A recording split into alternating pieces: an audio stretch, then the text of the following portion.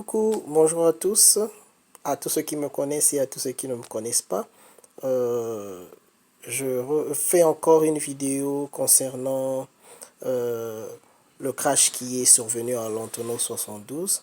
Et comme je le dis toujours, ce n'est pas pour influencer les enquêtes qui sont en train d'être faites à ce propos, mais c'est tout justement pour donner la lumière à ceux-là qui ne connaissent pas comment est-ce qu'on mène une enquête sur un accident ou sur un incident grave d'aviation.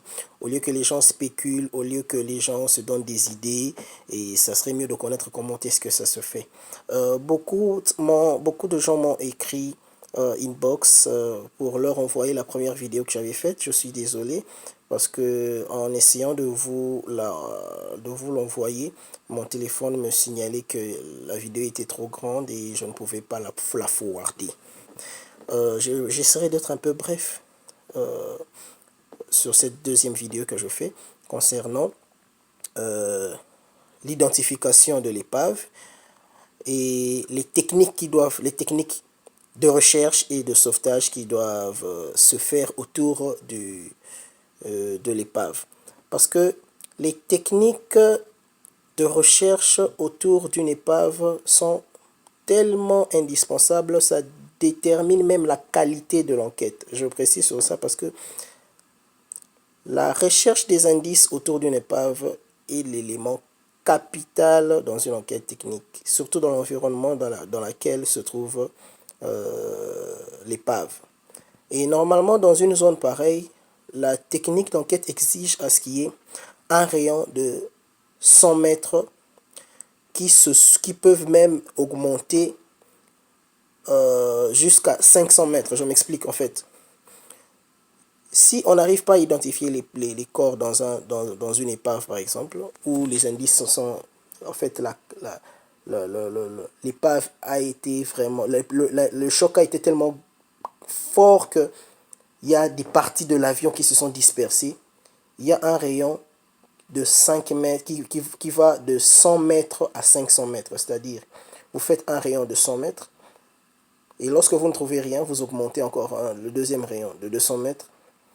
Vous augmentez encore le troisième rayon jusqu'à aller même à 500 mètres. Juste pour essayer d'identifier les corps, de prélever certains indices, de retrouver les boîtes noires. Parce que dans la circonstance de cet accident, seules les boîtes noires peuvent nous dire ce qui s'est réellement passé. Arrêtez de spéculer. Il y a certains qui disent non, surcharge météo. Je vous avais dit que ça soit la surcharge. D'ailleurs, la surcharge, il faut l'élaguer parce que la surcharge n'est pas la cause de l'accident, ni un facteur contributif. De l'expérience que j'ai. Déjà, pour cet accident, il faut enlever la surcharge. La météo, oui, la météo peut avoir une influence sur la cause de cet accident. Mais la météo n'est pas la cause. Alors si les enquêteurs s'arrêtaient sur la météo, en réalité, c'est rien. C'est rien. La météo a influencé quelque chose pour qu'il y ait accident. C'est maintenant qu'il faut maintenant chercher c'est quoi la vraie cause. Et lorsque vous faites ce rayon de 500 mètres, vous pouvez commencer soit de 100 à 500, soit vous pouvez commencer de 500 à 100 mètres, jusqu'à ce que vous puissiez retrouver ce que vous cherchez, en l'occurrence les boîtes noires et les corps des victimes. Et les corps des victimes, j'ai suivi comme vous, il paraît qu'il y a eu 5 ou 3 corps qui ont été retrouvés. Il faudrait voir dans quelle nature ces corps ont été éjectés de l'avion. Il faudrait que ces corps soient autopsiés pour savoir exactement est-ce que la mort de ces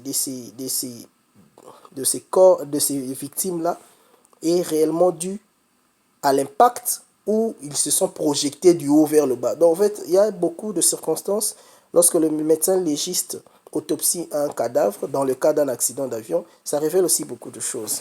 Ça peut en fait relever l'élément essentiel au niveau du corps de l'équipage. Si l'équipage était dans son état normal, où il avait bu, où il avait... Ça, en fait, il y a beaucoup d'éléments qui peuvent aider les enquêteurs à connaître ce qu'il y a eu exactement.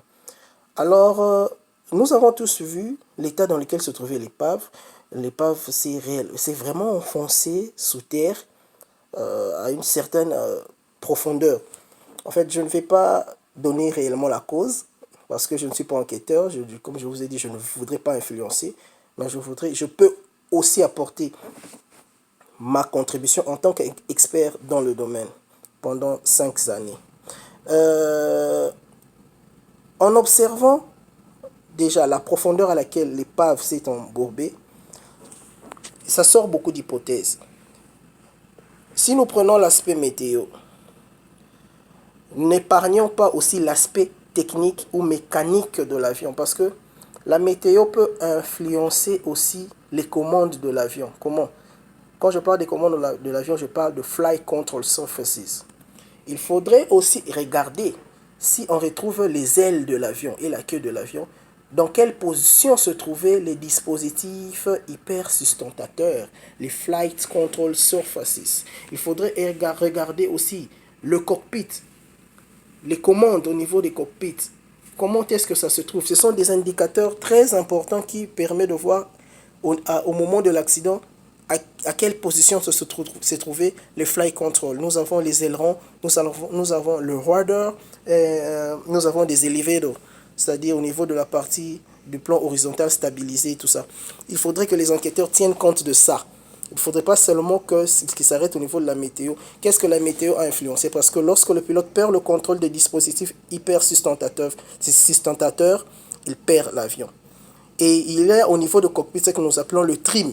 Le trim aide le pilote à corriger sa navigation, sa stabilité au niveau du vol. Est-ce que le pilote avait encore les commandes en main? Ça se voit souvent, pour celui qui a de l'expérience, au niveau des dispositifs hyper sustentateurs lorsque vous êtes devant une épave, lorsque vous réunissez toutes les pièces du puzzle.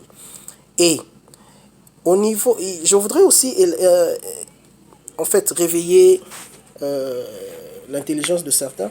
Vous savez, je me suis posé la question, est-ce que l'avion était bien arrimé? C'est-à-dire, on nous a dit l'avion avait 2 véhicules, le véhicule blindé du chef de l'État et un autre, je ne sais pas, on parle de quelque chose, et quelques charges. Lorsqu'on charge l'avion est chargé par des experts. Ils savent exactement combien de tonnes. Il y a des compartiments au niveau des avions. Au niveau du fuselage de l'avion, du corps de l'avion, à l'intérieur, un avion cargo. L'arrimage se fait d'une manière très technique. C'est-à-dire, quelle charge nous donnons ici, quelle charge nous donnons ici, pour donner l'équilibre à l'avion en plein vol, même avant son décollage. L'avion doit avoir un centrage arrière, mais un centrage bien défini, fixé par le constructeur.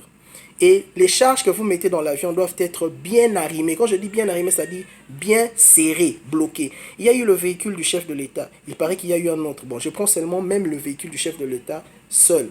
Est-ce que ce véhicule a été bien arrimé?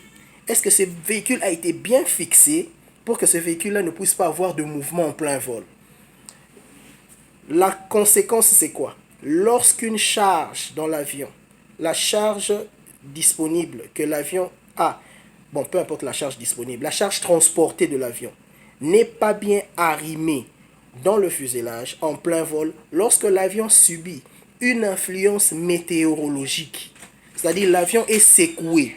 Lorsque l'avion est secoué et que les charges à l'intérieur ne sont pas bien arrimées, ça peut modifier le centrage de l'avion en plein vol. Et si ça modifie le centrage de l'avion en plein vol, ça veut dire ça peut soit modifier le centrage de l'avion de l'arrière ou soit de l'avant. C'est-à-dire si l'avion a subi par exemple un cisaillement ou soit une perturbation météo qui pousse le nez, parce que souvent ça fait comme ça peut aussi vous emmener comme ça. Et si le phénomène météo a poussé l'avion à ce que l'avion pique un petit peu vers le bas et que les charges n'étaient pas bien arrimées avec le poids qu'avait l'avion peut piquer. L'avion peut piquer. Et lorsque le pilote cherchera à agir sur les commandes pour redresser l'avion, beaucoup plus, il va agir sur les ailerons pour essayer de remonter le nez de l'avion. Si le pilote n'arrive pas à remonter le nez de l'avion va piquer à une vitesse supérieure, même double que celle qu'avait l'avion en croisière. Parce qu'il va piquer comme ça. C'est pourquoi vous pouvez voir l'impact, la profondeur de l'impact. En fait, je ne veux pas aller dans les détails pour dire que non, c'est ça la cause. Je vous donne seulement les hypothèses. Si l'avion n'était pas bien arrimé avec la charge que l'avion avait et l'influence de la météo, que l'avion a piqué du nez, sachez que la vitesse qu'aura l'avion dans ce piqué-là sera presque le double de la vitesse que cet avion avait en croisière, et ça peut occasionner cet accident. Les enquêteurs doivent creuser, creuser, creuser. Je m'arrête là. Je dis merci. Merci à tous ceux qui s'intéressent de l'aviation et bonne chance à nos enquêteurs afin d'identifier les causes de ces accidents, d'identifier les victimes et que ce rapport soit publié afin que la communauté aéronautique mondiale, internationale sache exactement ce qu'il y a eu. Ça serait un avantage pour nous qui sommes des professionnels de l'aviation de tirer des conséquences et d'éviter à ce que des causes pareilles ne se reproduisent dans le futur. C'était votre ami Chris Kassoua, ingénieur en aviation civile, expert dans les enquêtes sur les accidents d'aviation. Je vous remercie.